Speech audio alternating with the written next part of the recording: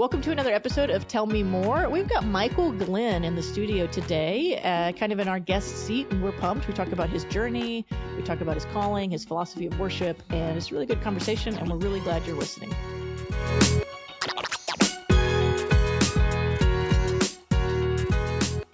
All right, well, good morning, Tell Me More fans. It's Tuesday. We didn't get to record yesterday, but today... No, July's weird. Ryan Chandler is in podcast probation. Podcast prison, one might say. Podcast prison? Why? Why?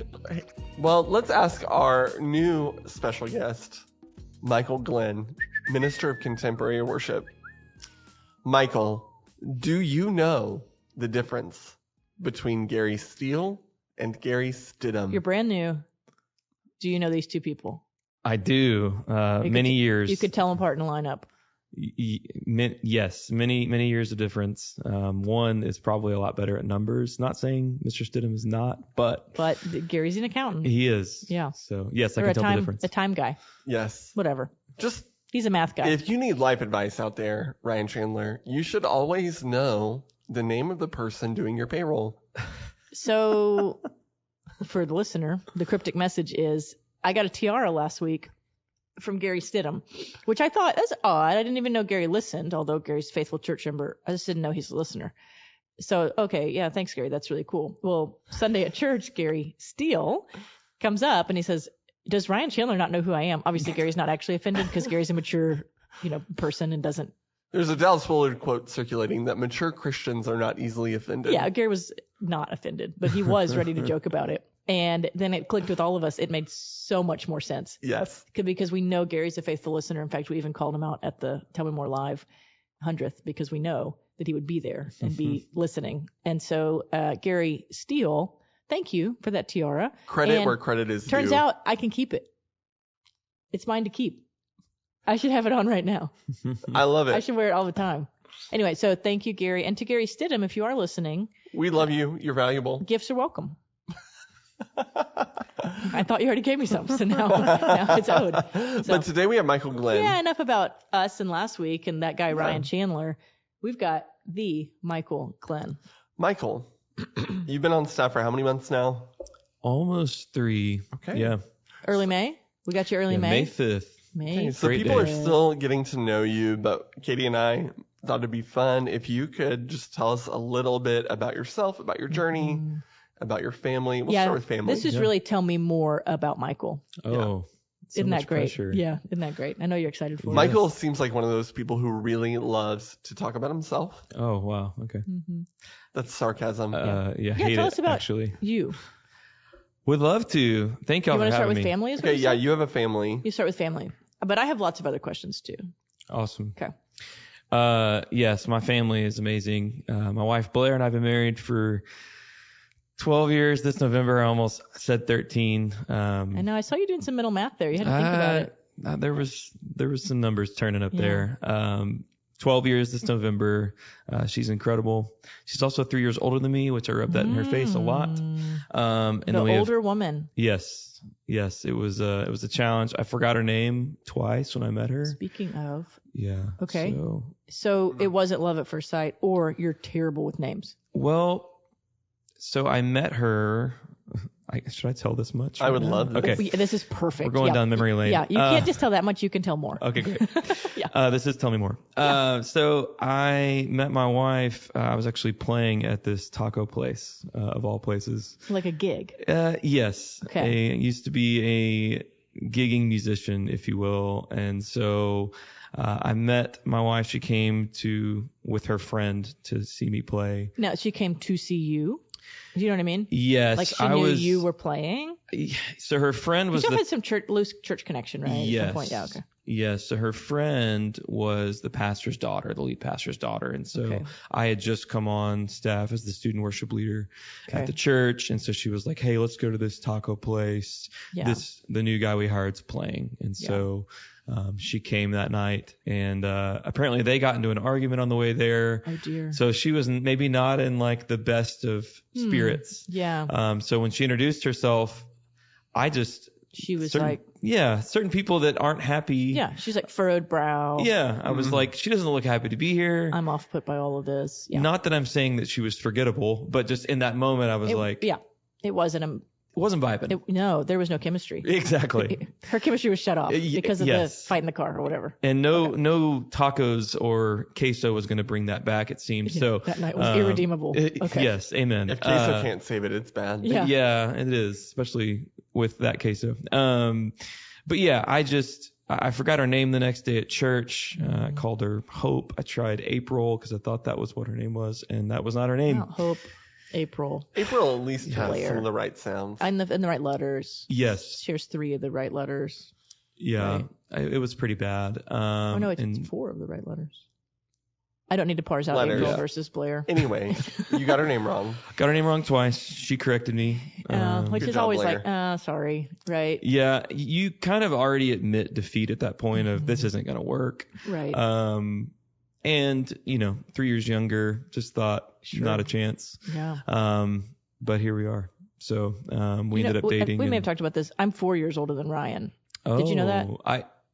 I knew you were older, but I couldn't remember. I'm older by 4 years. Dang. And I had I'm 4 years older, not a chance feeling. Right. You know what I mean? Yes. So being on that side of the equation. Yes. Like, am I like cool Aunt Katy, or could this thing, right, have some wings?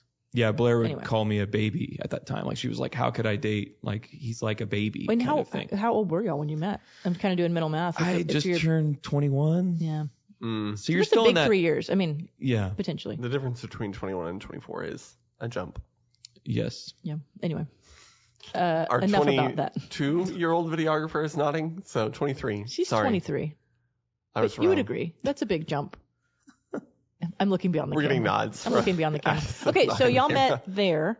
Yes. And then dated for some time. How long? Yeah, dated for we dated for a year. Okay. And then Blair's going to be like, you're getting all this Also, wrong. how did you, I'm sorry, we're going to back up. We're going to really spend some time in the early years. Yes. Not really, but I am right now. How did you get over I've botched your name twice, you were kind of in a bad mood when you met me, to dating? I mean, just as plain and simply, she was really hot. So I was like, we're going to figure this out. We got to, and I'm not. So I had a lot of work to do. I had to do a lot of convincing. So just trying to be a hopeless romantic and showing her that. You just went for it. You're like, I can redeem this because she's cool. Yeah, and I think there aren't a lot of Blairs. I'm going for this one. I think in my very young 21-year-old brain thought like maybe like forgetting her name made me kind of like cool to her. I don't know. Like, not this like desperate. It wasn't cool later on in life. Like, it's never to this cool day. to forget someone's name. Yeah. No, but I could see it. You come off as like aloof. Like, yes, I'm cool. I'm not like up all night pining and like scheming to get you on a date. I don't even know your name. Yes. And our first date, I think sometimes girls are attracted to like, I don't know the better word, but it's not podcast worthy. Like a-holes, I'm trying. Jerks. There we go. There's I was trying. Clearly, there's like 5 seconds of silence while I was trying to find a better word and I couldn't find one. But y'all know that girls are attracted to like kind of a jerky personality. Yes. Yeah, like a bad boy. That wasn't Blair. I found out later. She just didn't like it at all. She was really disappointed. She definitely... Blair, way to know your worth. Yes. Good job. Amen, girl. Even then. But I mean, even through like our first date, the next morning I texted her like, hey, good morning, friend, because I didn't want to come across as, And she's reading it like, oh, friend, like, are you trying to let me down gently? Exactly. Yeah, we had it. Yeah, I get it. Just trying to be respectful. In there. So, yeah. Yeah, so a little bit of like, botched on the takeoff. Yes, but once y'all got going. Yes, once we got going, it was great. Dated for a year, we're engaged for 6 months, and then got married in 2012 November. Best day of my life. Awesome. Love it. And you have 2 children. 2 kids. Harper, our girl, she's 9, and Hudson is 6. What grades are they going into? Harper's going into 4th, and Hudson's going into 1st grade. How do you feel about having a 4th grader? Not great. How do you feel about having a 1st grader?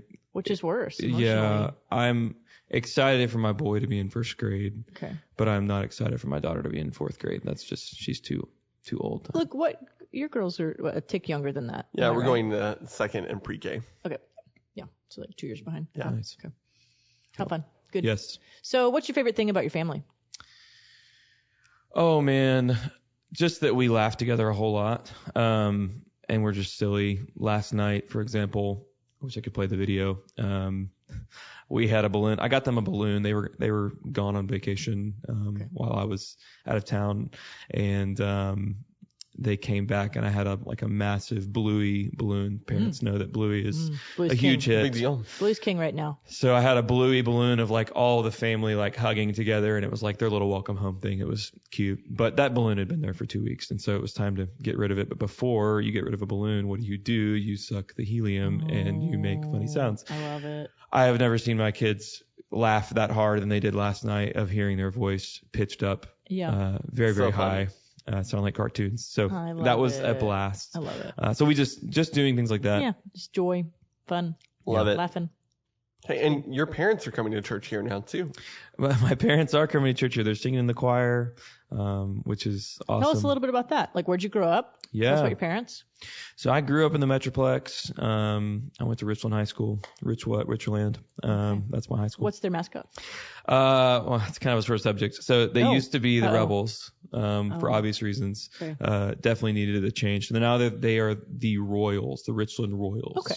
But when you were there, it was the Rebels. When I was there, it was the Rebels. But they've since come to their senses. Yes. Okay. Changed a lot of things. Flag, all those different things that were obviously not appropriate. Right. So, went to Richland, grew up in the Metroplex. We pretty much lived in and around Fort Worth my whole life. Okay.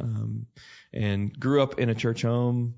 Both parents obviously singing in the choir, but I grew up, really pretty much in the church pew, seeing them just straight up lead worship, and grew up just going to early morning sound checks, eating donuts while they would get prepared for the service. So that's most of my upbringing in church, and kind of where that love for music started. Very organic for you. Yeah. Right? Just overwhelmed by it. Just kind of happens, when it's all you see and know.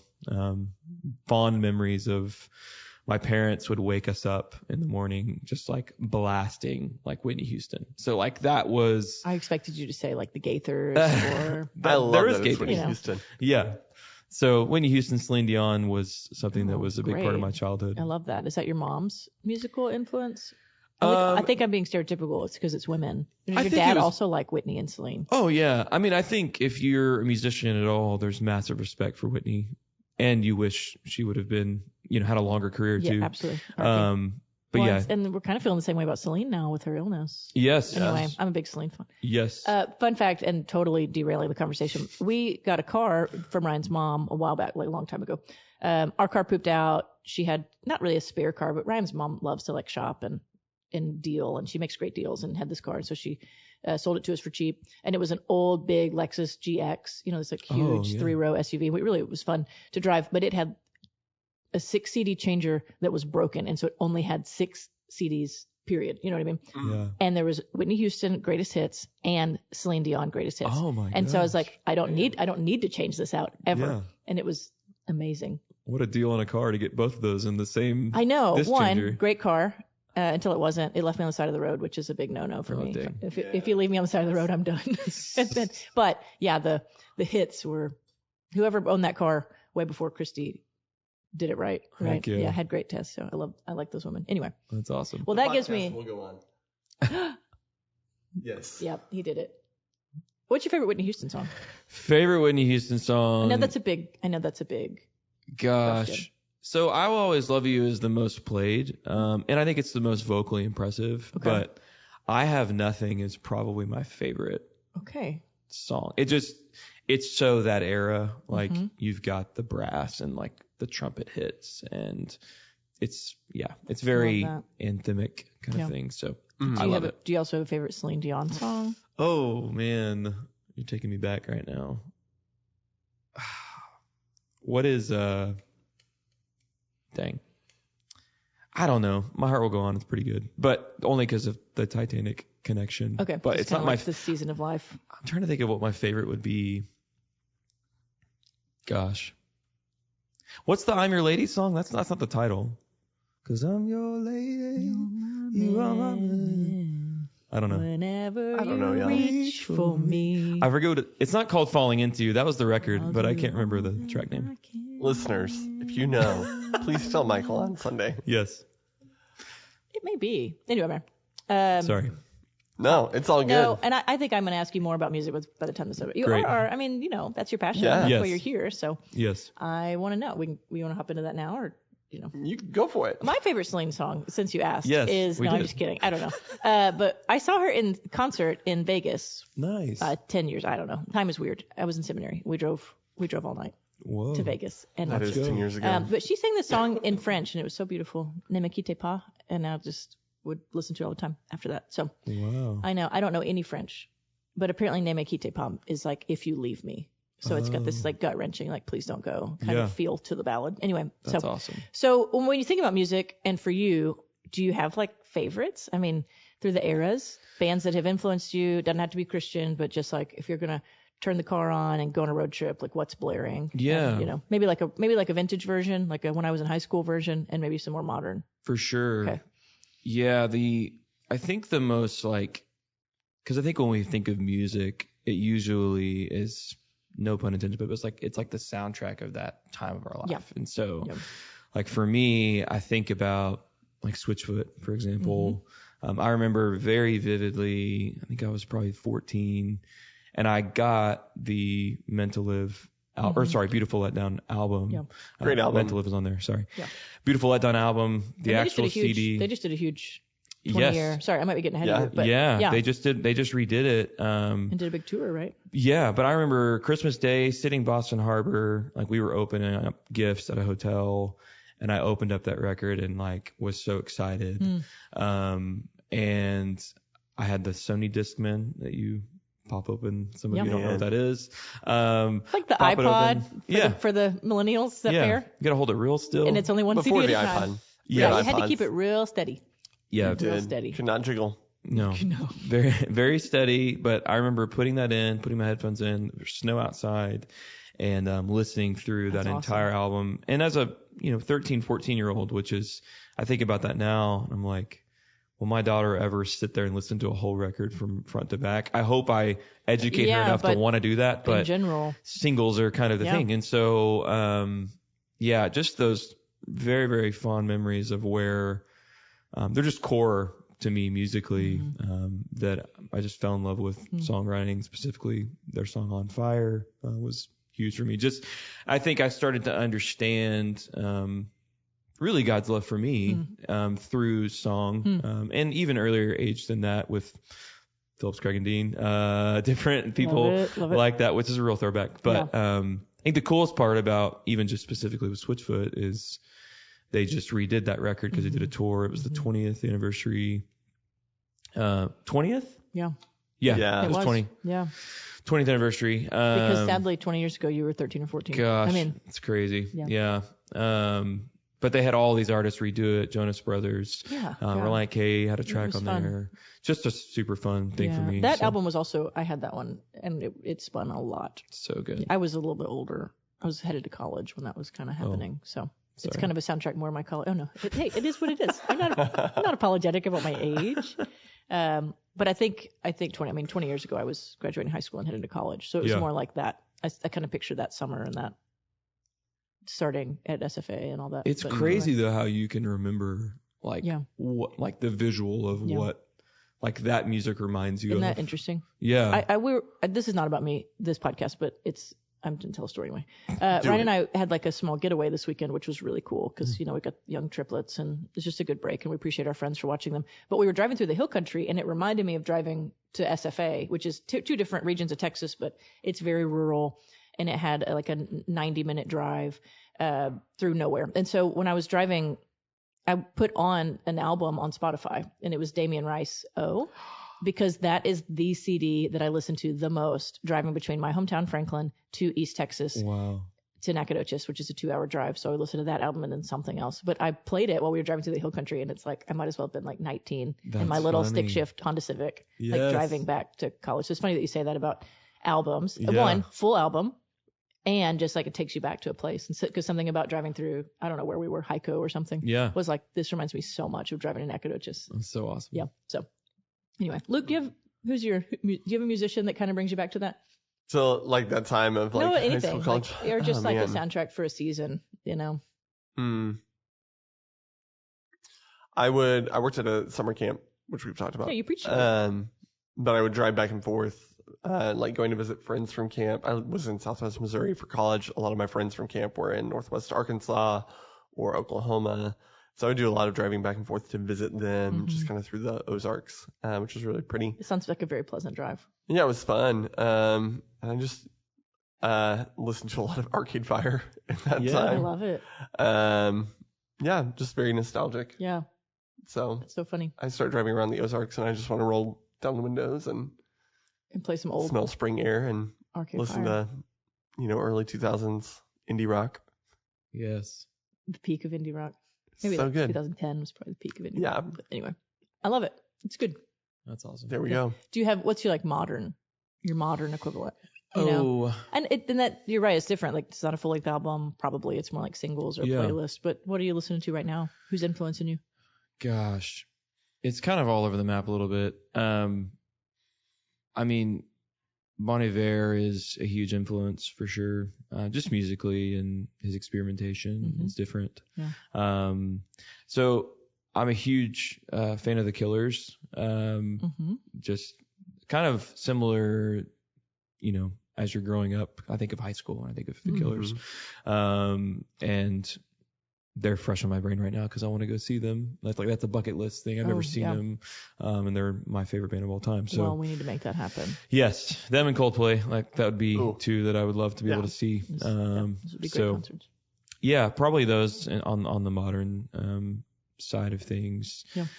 So I think one of the things that's interesting when we think about music is it is one of the areas in our life where we tend to apply the sacred secular divide.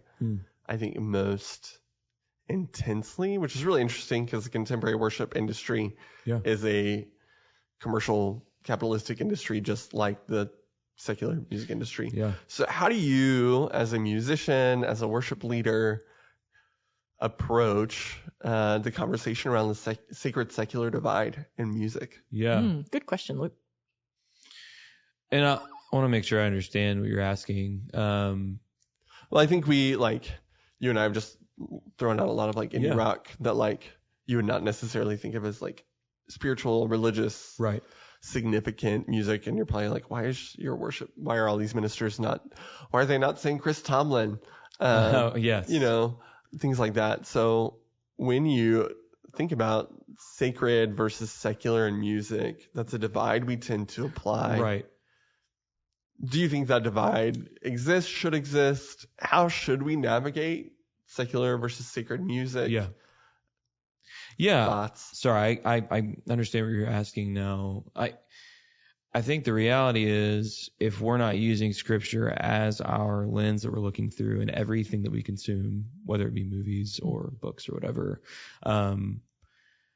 I think we might be missing it. And I think also when we take it only if it says Jesus in it, or it says whatever the case, church or God or whatever, I think if we're not listening further, I think that also it hinders our ability to connect with people.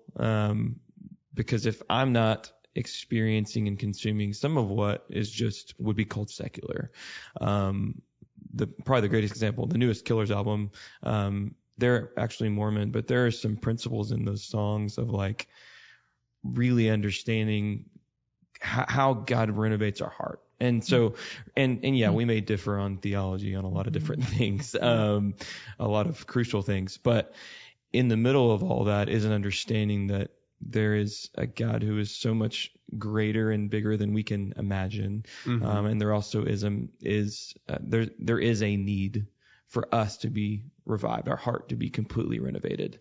And so how can we learn from even movies and stories that maybe have some questionable things? I welcome all of it. In short, to answer that question, and I think growing up, it was, let's throw it all, like, let's burn all our records. Let's do, we have parents that went through that of everything. If it's not gospel with a label on it, or even now, worship is now a genre, which is kind of a crazy thing to even think about. Say more about that.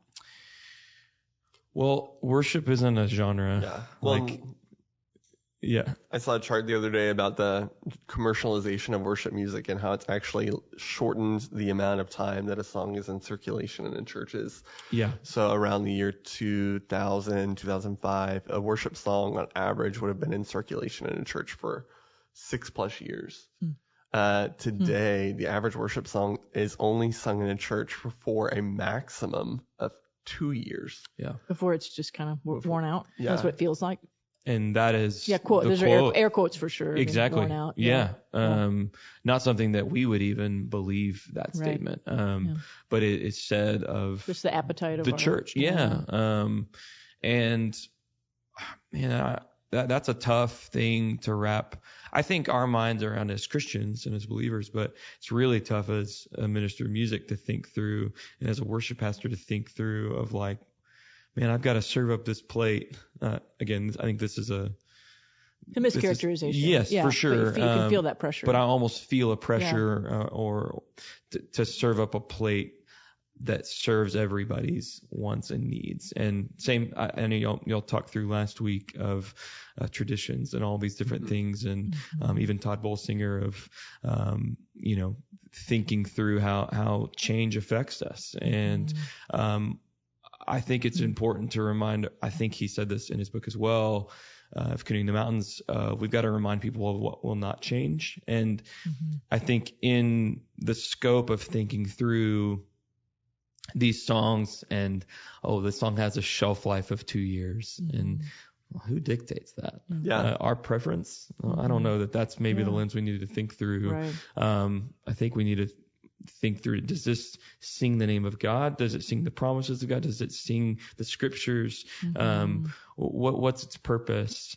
Rather than, does this thing still taste as salty as it did before? I'm going to keep pulling at that thread if that's okay. For sure. I really like, I can get nerdy too, so forgive me. But having you this is a place to nerd out. And having you in here as people are still getting to know you, and I want them to know your heart for worship and your just kind of philosophy of worship. So when you talk about what you don't want to do and kind of the temptation to entertain or just give people what they want, we all feel that, in ministry, we can be tempted. Yeah. Much like the disciples. It's very easy to think of our job is to make people happy. Yeah, flash and bang and attract the people. For sure. But like Jesus, often when he drew a crowd too big, would turn around and then start laying down terms of discipleship, which actually we can get to that in the text. But he gets more and more people, and then all of a sudden he's like, hey, eat my body and drink my blood. Deal with it, suckers. He didn't really didn't have the posture. But he is making sure they're not getting confused on what we're really doing. And so I want to ask you, what's your kind of, when you think about philosophy of worship, the temptation is to entertain or go with just go with what's getting people to in the butts and seats. But we're more than that, and so I don't know. For sure, there's a question in there. I'm kind of talking it out, but just your heart for leading worship and your kind of philosophy behind it. I'd love for you to share more about that. For sure.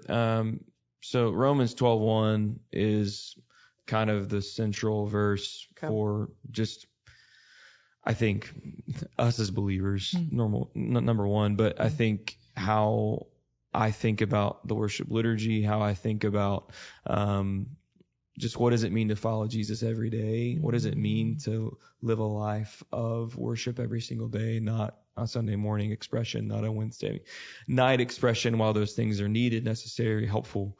It's so much larger than that. And we've made it, not we as First Arlington, but we as the church, the Western Church have made it, kind of about the Sunday morning Super Bowl expression, if you will. And, I think, that's hard, for me as a worship minister to wrestle with, because that means there's a lot of work to be done. And I think that's not just my task. That's the task of our lead pastor. That's the task of every minister on our staff and in all churches.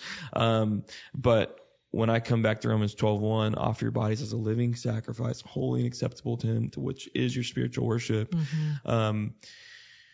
I think through that in terms of probably even more specifically, because this is a lot of my influence this past summer is with like students, is with 6th through 12th graders, is getting them to understand that social media and the expression and the public expression of even our faith is not the meat. Like it is this icing that's on the cake, which the cake is you and Jesus. The cake is your relationship with him, is being transformed by him and being discipled and discipling others, and really helping them understand that. So a phrase that I say a whole lot when I'm leading for camps or when I'm leading for whatever the case may be. You've been on like a camp circuit this summer. I mean, you've got a thumb on the pulse of kind of what the youth are feeling and how you speak to them. So yeah, what's your kind of line?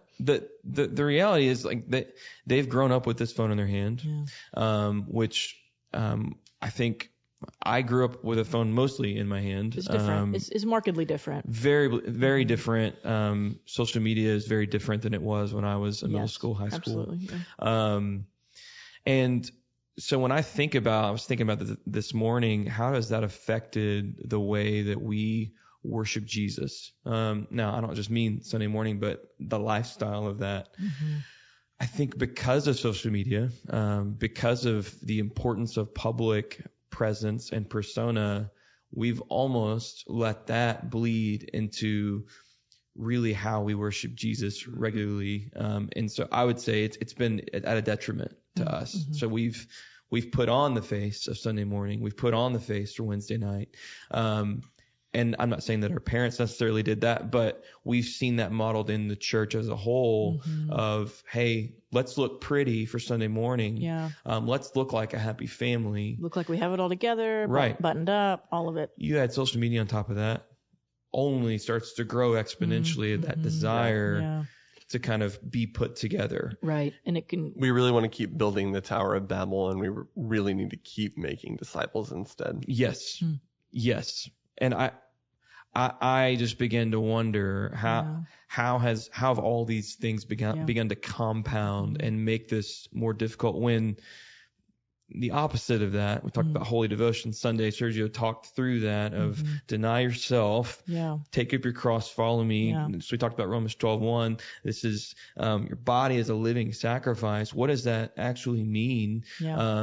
It doesn't just mean being at church on Sunday. It doesn't just mean being committed, looking your serving, best, looking our best, acting your best on Sundays, right? All the things that we've seen and maybe and are admirable, but are such a small speck in a large bowl of what and makes if you live with that facade, and the real you or y'all, if it's a family, is increasingly different. You've got this huge gap between those two. It's unsustainable. Right. And it becomes a dissonance. One, it's not good for our Christian witness. Luke, you can talk about that if you want to. But also, not that I'm exporting witness to you. We're all responsible for the Christian witness, but I know you think about it a lot. But I think the more we can be our authentic selves before each other, certainly before God, less of the facade out in front. Because one, it's not good for our church and as a corporate witness, if you come here and everybody pretends like everything's great. Where do you find your place in that world? Yeah. But also for your own discipleship and journey, if you just have this image that you're portraying and you're not actually dealing with real life as it is, there's a chasm, and it's going to keep growing, and it's just really bad for your own just spiritual health, right? Yes. And your discipleship, like you're saying. Yes. So, hard to do at kind of downtown historic Baptist church. Yeah. I mean, to come as you are emotionally, not just. I mean, Luke's done a good job with greeters and T-shirts, and we've talked through some of that in here. Yeah. But to actually be not okay and to bring your mess and, I don't know. Well, I think too, when we think about taking up your cross and following Jesus, what Jesus is calling for is whole life discipleship. And I think it can be really easy to reduce following Jesus to church activity. Yeah. If you spend 3 hours a week at church, which is probably high for the average person. So that would be Bible study and worship, maybe plus some. Maybe something during the week. Yeah. To get to 3, yeah. That's 1.7% of your week. Which is minimal. Yep. You actually spend more time on your phone, even if you don't have social media in all likelihood. Yeah. For sure. You definitely spend more time watching TV. You actually spend a comparable amount of time listening to this podcast. Womp womp. This doesn't count for church, by the way. All that to say is I think sometimes it can be, it's a temptation for us to want to make Sunday morning or church attendance or church involvement this hallmark of discipleship. And really what Christ is calling you to do is he's calling you to take up your cross and follow him into the world. Yeah. And to engage with it, and not to just peel layers of controversy, regardless of what you think about the Olympic opening ceremonies, which were controversial. First of all, my comment is we should never be surprised that lost people act lost. Just never be surprised by that, but also don't be mad at lost people for acting lost, because they're lost. You have the Holy Spirit. They don't. You know better. They don't. And your anger won't change them. What you're called to do is to wade into the waters of this world as the presence of God, serving as Christ's ambassador. And that's not an easy task, and it's not an easy follow. Your discipleship, the sum total should not be what happens on Sunday morning. That's 1.7% of your week. Yeah. It's not a bad, I'm thinking about, maybe I'll just pose this as a question to y'all because I'm not sure how I feel about it. Sometimes when people want to clean up their life and they're Christians, their first stop is, I need to go to church more. You know what I mean? What do you think about that? Be here. Because I don't want to poo-poo on it. No. But it's not enough. I mean, you know what I mean? Yeah. If you're not sure what to do, come on and let's Yes. help you. I'm just thinking it through, but we're going to help you integrate this into to everything. Right. Everything you're doing. Well, discipleship All your happens in relationships. community, and All I would your, argue that witness and mission happen in community too, and worship. Yeah. Yeah, so it's a really good thing. It is. Sunday morning. It's just not the only thing. It's the front not. door. It's Right. the intro. It's the accountability. But then you got to go live it out. Yep. In Jesus, when we talk about this text that Sergio preached, which, by the way, let's just pause.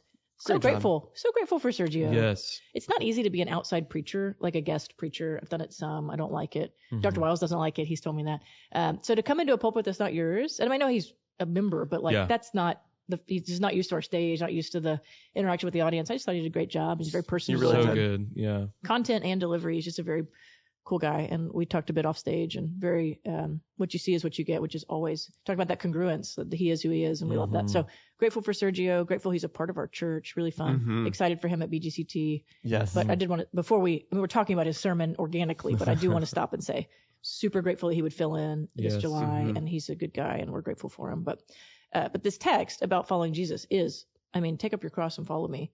Just that line is so compelling. And it's so, like we all know, the cross is it's the mechanism through which Jesus was tortured and killed on our behalf. So, and they know what a cross is when he's saying that. So it is not like, join me high on this mountaintop where you get all the blessings and the, prosperity that God can give. It is the opposite. Yeah. Like, suffer and die because I'm suffering and dying. Yeah. And your reward will be great. Like, that's kind of anyway, thinking about the person that wants to come on Sunday morning.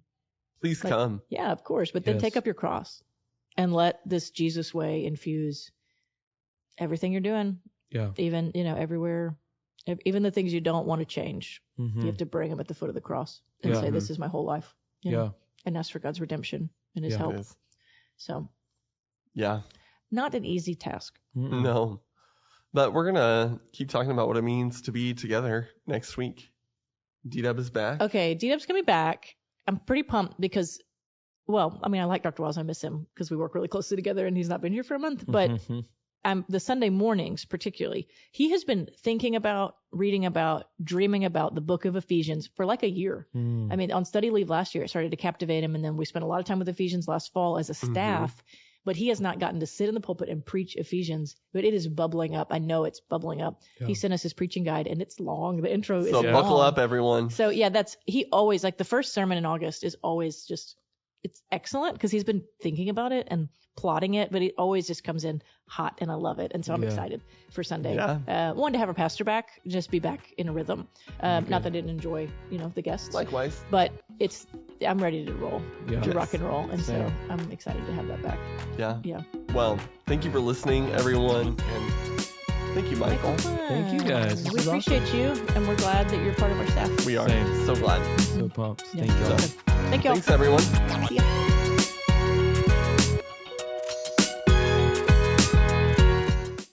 Thanks for listening to the Tell Me More podcast today. You can subscribe to this podcast on your app of choice, or you can visit us at fbca.org to find out more information about the podcast and our church. Thanks for listening. Have a good day.